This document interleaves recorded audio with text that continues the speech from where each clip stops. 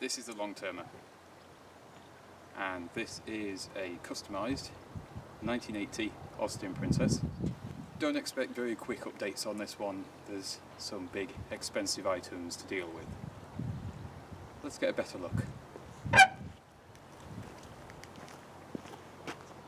Not long after passing my test, been driving about a year, I decided I wanted something different, something just that got my imagination going, and I realised that one of the cars I really liked was an Austin Princess.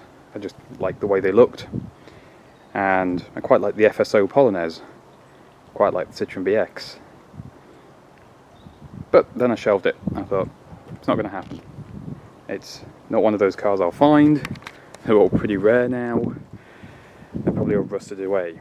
And then this one, my brother spotted on a driveway, and we decided to just leave a note. It turned out the guy was thinking of selling it. So if you're out there, Bill, watching this, which you might be, who knows, I still have it. I'm sorry I never wrote. Life got in the way. Up at the front you can see it's not exactly as British Leyland intended. We're missing the chrome bumper, which has been removed. The lower valance was completely rotten, so I had to rebuild that. And I thought, well, while I'm at it, I might as well do something I want with it. So, smoothed it out, replaced the Princess side light indicator units with ones from an MGB with some clear lenses. Those are going to be replaced again. I'm moving the side lights up into the headlights, and you can see the indicators because the grille and headlight trims aren't fitted just at the minute. Wheels at the moment are standard Princess steels, Volvo 240 rims, standard Princess hubcaps from a Series 1 car.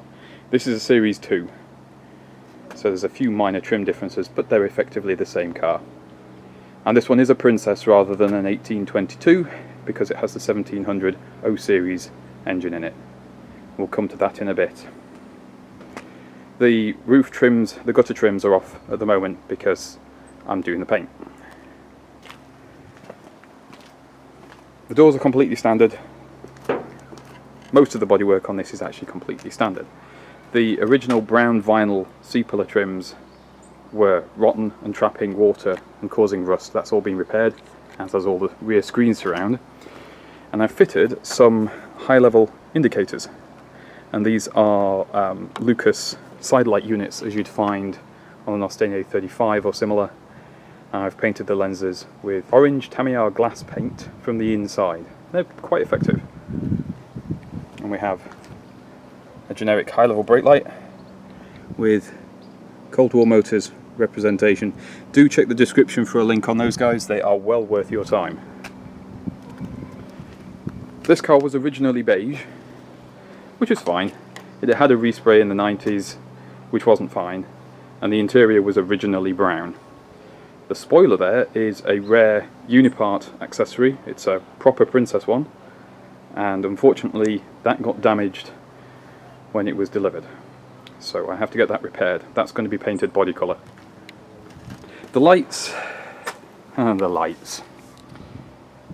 These are from a 1964 Ford Galaxy, and the buckets that the lights normally live in have been trimmed back and Frenched into the rear panel. The rear panel isn't that different from factory, apart from the light buckets obviously and the lack of bumper. I've just smoothed out the bumper holes and I've Frenched in the rear number plate as well. There's a little LED light above it. I like these lights, and I know a lot of people don't like them, and that's fine. This is my car, it's done for me.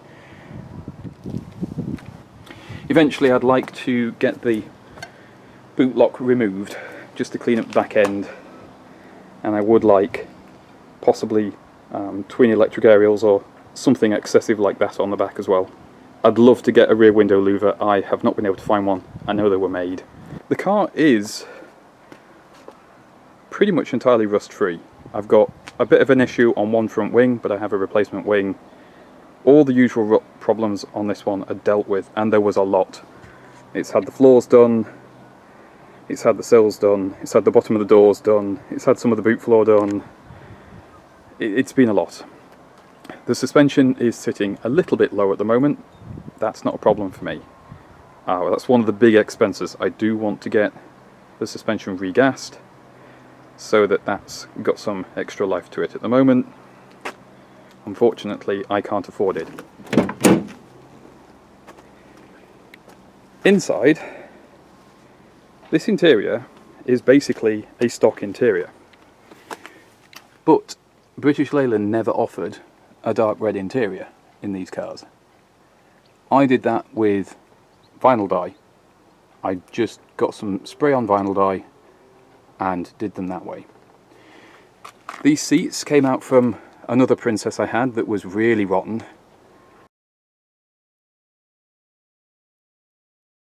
And these were all black. And again, I just dyed the vinyl sections. And that colour scheme is inspired by, at least on the seats, the special edition 100 Club Princess, of which there are hardly any left. Dashboard. The main thing I've done is add some extra chrome. So I've picked out all the details as you would expect on a higher level car in period. And that's really it. Oh, and I re-veneered, come in properly. I re-veneered the dashboard in Zebrano veneer, which was my first ever attempt at doing veneering. That turned out quite well. And on the telltales, this being a Series 2 car, doesn't normally have this telltale. So even though the bulb is present and the wiring is present on the loom, they didn't put it in, so I've put that in from a spare dashboard. But otherwise, this is as the factory did it. The carpet is just a generic automotive carpet in a colour that matches. It's also got some on the parcel shelf here, which was just enough. Nice big glove box with a decent tea tray. And then on this side you've got one gigantic ashtray. And then in the middle you've got another gigantic ashtray. And in the back you have a little ashtray in each door. There is a cigarette lighter in the rear console. And there's also one in the front, which is a bit plush for 1980. But we still have a manual choke. Indicator stalk, etc. is exactly as you would expect from period.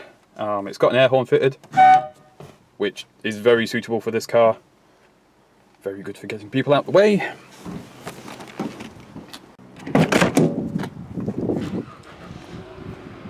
In the back, nice plush bench seat, a pink tartan blanket I've had for ages, which is great because one of the problems with these cars is this rear bench on the top.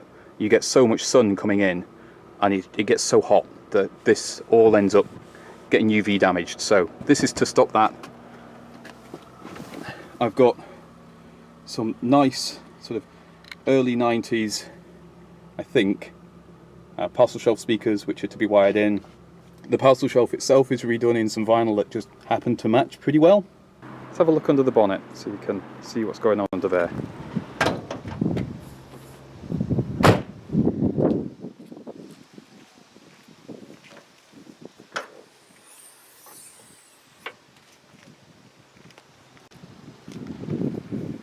Under the bonnet is the, well, now venerable 1700 O Series engine. I'll put the stats on the screen. I can't remember them off the top of my head because these things don't really interest me that much. This engine is going to have to come out, which is quite annoying. This is the main reason the car is currently waiting between stages. There's a few advantages. When I get the engine out, I can repaint the engine bay. This engine has had work, but it's only general maintenance stuff. There's never been anything serious. This is basically all original. The only thing in here that's not original really is this sort of pipework here. There's normally cast housing for your wax stat that sits just here, and they suffer from poor castings, which mine had. It disintegrated, so I had to come up with a solution. This is the current one. This will probably be changed in the future. It works fine for now. The other alteration that's been made is it does have electronic ignition instead of points, which has been a very sensible thing to do. It's just a Hall effect one, so it replaces the rotor arm and the points with basically a little magnet thing.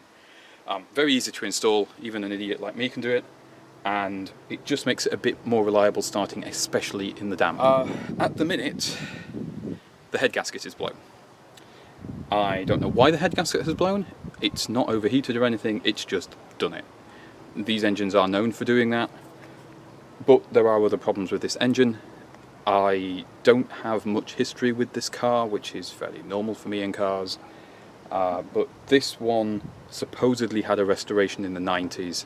The wear and tear all over the car suggests that the mileage that it has may not be the mileage that it really has. I can't prove it either way, but this engine has signs of worn piston rings. It does consume a little bit more oil than I'd like.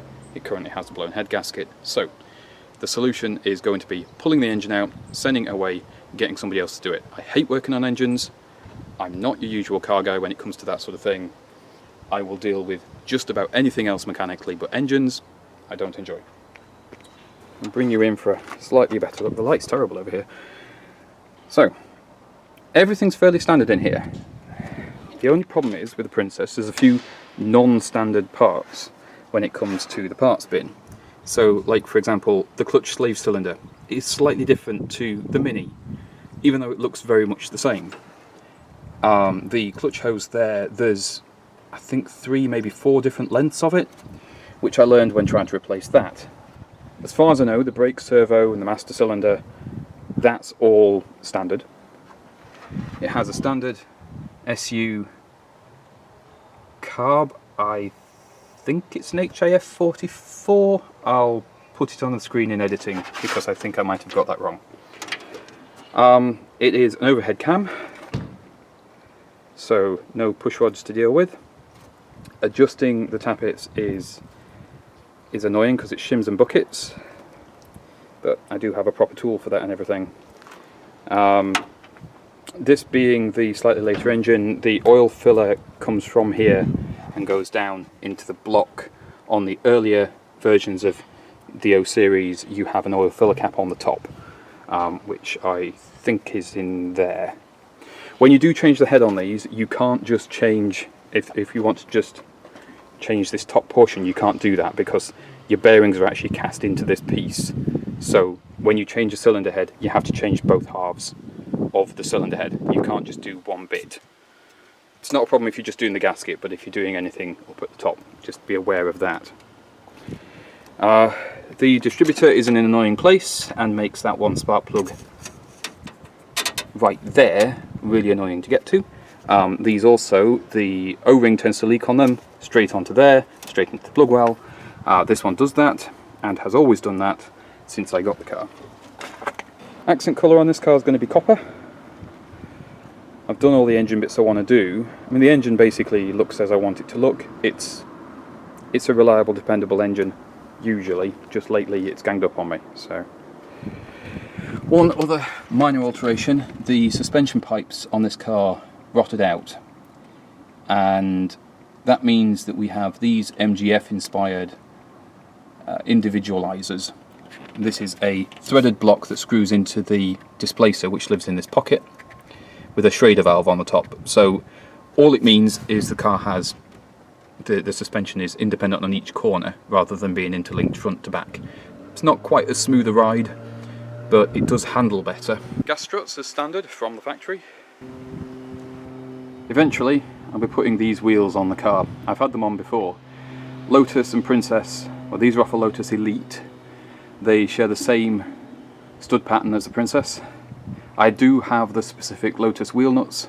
They're the same thread, as the wheel studs on the Princess, but the Lotus wheel nuts are a unique tapered shoulder that centralises the wheel, so they're quite important for fit. Thankfully I do have a full set, and they look a bit better than those. I'll pop a picture in so you can see what it actually looks like from a few years ago when it was actually running on these wheels. I quite like them. So there you go. That is an overview of my very silly Austin Princess, and hopefully we've got quite a few more adventures to come. I'll keep you posted.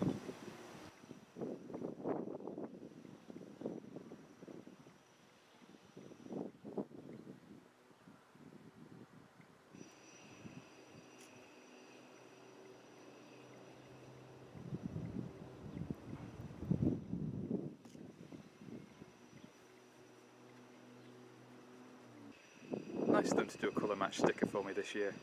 If you haven't been to Retro Rides, you really should. They accept all sorts. It's a good place.